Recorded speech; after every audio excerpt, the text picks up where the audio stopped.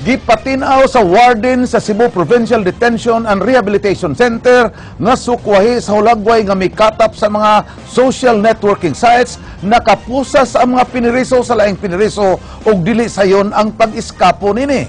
Iya sab nga gipasabot nga open nga multicab ang ilang gisakyan tungod kay maura man sad kini ang ilang sakyanan. Dennis Tanok, Sugin Lini. Gipasabot ngadto sa matig balita ni Cebu Provincial Detention and Rehabilitation Center Jail Warden Romeo Manansala kining hulagway nga kuha sa usa ka concerned citizen nga mikatap pinaagi sa social networking sites. Ang maong hulagway nagpakita sa 5 ka mga CPDRC inmates o mga jail guards nga sakay sa multicab. Padong sa ilang hearing ang maong inmates sa Dakbayan sa Mandaue. Mato ni Manansala nga lisod nga makaipsot ang maong mga piniriso kay ang ilang mga kamot gisumpay og posas ngadto sa ilaing kamot sa inmates. Gani milaban si Governor Junjun Davide sa maong issue. As you can see, kani di makita ang handcuff. Kay kani iyang right hand o kani usa ka left hand, handcuff ya nga. Awas. Masip mong guning ilambing kaysa magbilugtong. It's not true nga lax sa security. Silang katong mga inmates, they were handcuffed together. So imposible kayo nga makaiskapo na sila. Sumaasab ni Manansala nga ang pagpanegarilyo sa mga piniriso wa gidili kun anaa na sila sa gawa sa pasilidad. Kay gani regulated sab ang pagpanegarilyo sa mga inmates sud sa prisuhan. Iya usab gilabanan ang jail guard nga nailhang si Mario Bastida nga mao'y nagbantay sa mga piniriso. Matud pa nagsul og binig earphone kay naminaw og balita. Giangko ni Manansala nga kuyaw ang maong sitwasyon sa mga piniriso og sa jail guards kay abli kaayo ang sakyanan. Apan wa na sila mahimo niini kay kuwang ang mga sakyanan sa CPDRC. Dugang sab ni Davide, kinsa jailers sa CPDRC, nangita na silang paagi sa maong problema. Makontent ka. Di na ba ako'y makontent si gobyerno? Siya may jailer. Siya jailer. Nga usas na sa atong pagwahimuon, dugangan na itong sakyanan, dugang kuwang kaig service vehicles ang CPDRC to transport kini mga to ferry kini mga inmates na doon ay mga kaso. So purchase so, well, we may purchase or kung doon na pa doon na uban diha nga gamay lang diferensya nga maayo pa dato'y payo. Nasayran nga dunay 5 ka mga sakyanan ang CPDRC, 3 ang closed type ug 2 ka multicab. Gani giayo nila karon usa ka 6x6 truck nga giuli sa 78th Infantry Battalion aron gamiton sa pagtransport sa mga piniriso ngadto sa mga korte gawa sa Dakbayan sa Sugbo. Ang labing daghang dunay hearing dito sa korte nga nahimutang sa lungsod sa Argao. Mo lagi na. Ang tuloy-tuloy na truck kana giduha. O duha niya ang escort na kibaw ka. 4 kundi 5. Ang usa ka gwardiya mag-escort ko kulong ka peso. Lambing-lambing. Gawa sa tarong nga mga sakyanan nga gipangandoy ni Manansala, naghinaot usab ni nga madungagan ang jail guards sa CPDRC. Nag-request na siya ni Davide nga dungagan og 15 ka tawo ang CPDRC. Lakip sa iyang gihangyo ang 7 ka high-powered firearms. Dennis Tanok, News 5.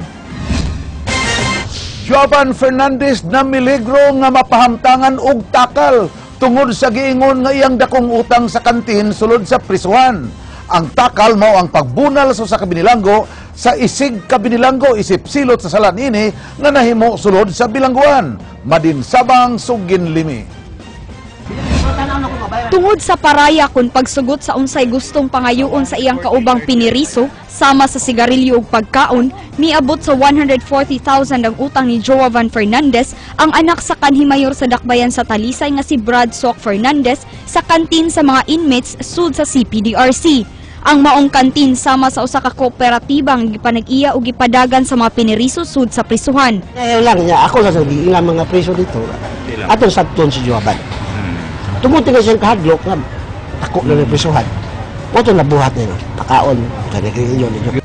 Giingong matag simana patungan sa co-op ang utang og 10%, mao nga midako ang utang ni Jovan. Aduna sila patakaran nga ang utang angayang bayran ug kun dili mabayran, mapugo sa pagpahamtang og takal ang makadagkuan sa kapunungan sud sa prisuhan. Ang takal usa ka paagi nga bunalan sa makadaghang higayon ang usa ka piniriso nga makasala. Among puglan nga dili magabihan. Mangawat ka, pikasinda. Sa mga nga lagi na takal responde. Kana good long practice na sa inmates. So na pa? Sa BC 45, sa ato din sa Kabisayan. BC 45 nito nga ni. Long practice na nga. Ato sa nang magtangon, dahambuang inmates. Hinuon mi pasalig si Jovan nga bayran gyud niya ang iyang utang. Gani nakadata na kini og 30,000 pesos. Gisultian na usab ni Manansala ang kapunungan sud sa prisuhan nga dili na nila pautangon si Jovan. Madin Sabang, News 5. Si Mandaue City Health Officer Dr. Edna Seno miingon nga susihon pag-usab sa mga sakop niini ang mga automatic tubig machines nga ilang gipaundang sa pag-operate. 17 ka mga water dispenser operators gihatagan og cease and desist order sa dakbayan sa Mandaue. Nakitan nga adunay coliform ug E. coli bacteria ang tubig niini sa gihimo nga random sanitary inspection. Gitagaan ang mga tag-iya og 7 ka adlaw sa pagtubag sa gimando nga pagpaundang sa ilang operation. Mipahimangno si Dr. Seno sa mga tao batok sa pag-inom sa tubig gikan sa mga automatic tubig machines kay delikado kini nga makahatag og sakit sama sa diarrhea.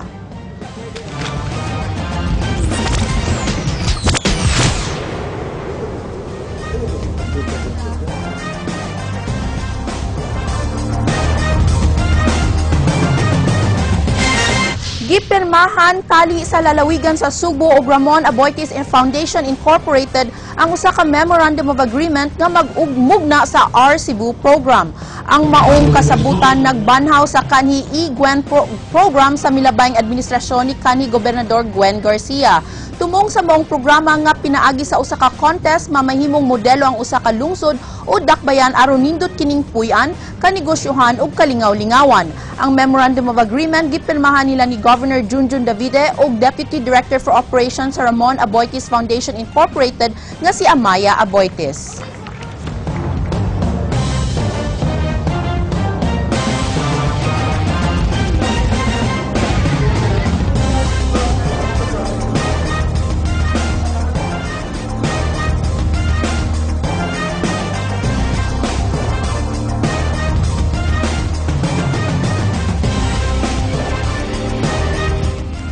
Sa pagsaulog sa ikaupat kagatos gatuig sa pagkatukod sa lalawigan sa Sugbo, nahimo usab nga usa ka syudad ang dakbayan sa Mandaue.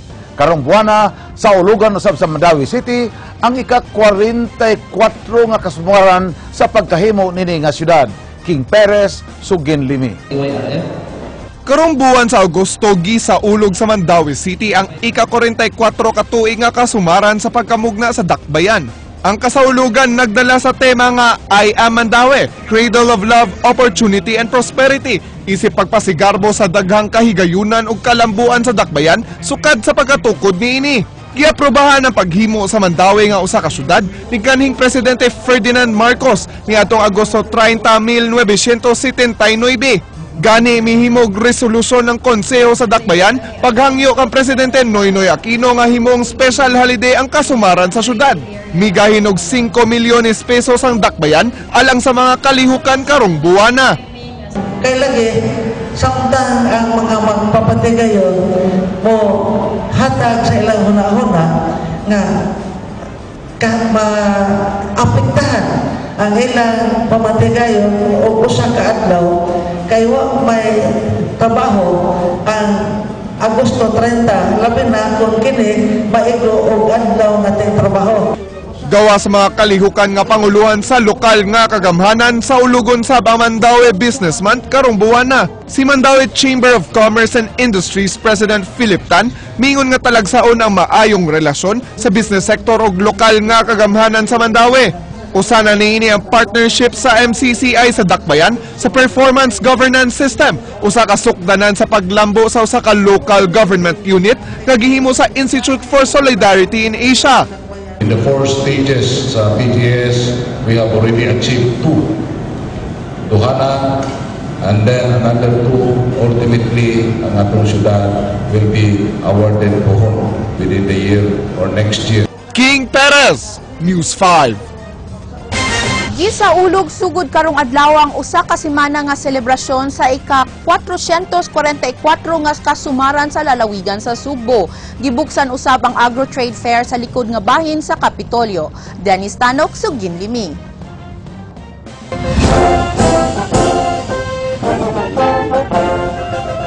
Pinaagi ining flag raising ceremony at tubangan sa makasaysayanong Kapitolyo sa lalawigan sa Sugbo, formal nga gibuksan sayo ganang buntag ang usa ka simanang kasaulugan sa ika-444 sa kasumaran sa pagkatukod sa probinsya. I declare celebration of the 444th founding anniversary of the province of Cebu open. Gipanguluhan ni Cebu Governor Hilario Junjun Davide III ang maong kalihukan uban ang mga department heads ug ang mga sakop sa Hunta Provincial nga gipanguluhan ni Vice Governor Agnes Magpale.